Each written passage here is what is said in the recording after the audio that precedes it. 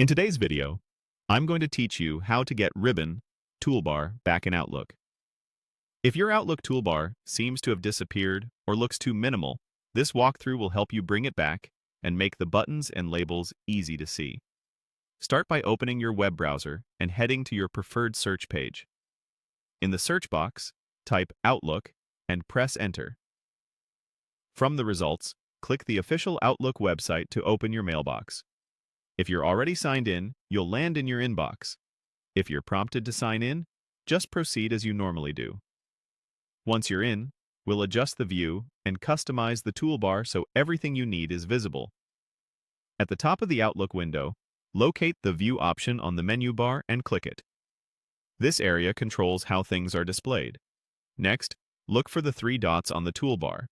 These are the More Options menu for the toolbar itself. Click the three dots to expand additional options. From that menu, choose Customize. This opens the customization panel where you can manage which buttons appear on your ribbon or toolbar. You'll see a list of available commands with checkboxes. To quickly bring your toolbar back to a fuller state, make sure you check all the items you want displayed.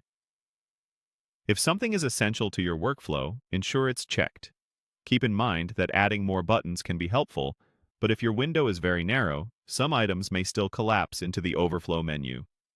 Maximizing your browser window gives the toolbar more room to show everything.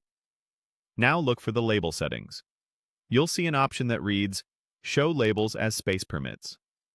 Click that and change it to Show Labels Always. This ensures that text labels appear alongside the icons, which makes each button easier to recognize at a glance. It's especially useful if you've ever found yourself guessing what an icon does. When you're satisfied with your selections, click Save. Your toolbar updates immediately with the buttons and labels you chose. If something still looks hidden, try widening the browser window or zooming out slightly so Outlook has more space to display the toolbar.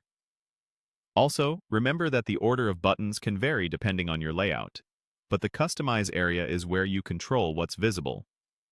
That's it. Your Outlook ribbon or toolbar should now be back and clearly labeled. If this helped, feel free to repeat these steps anytime you want to tweak your setup and keep your most used tools front and center.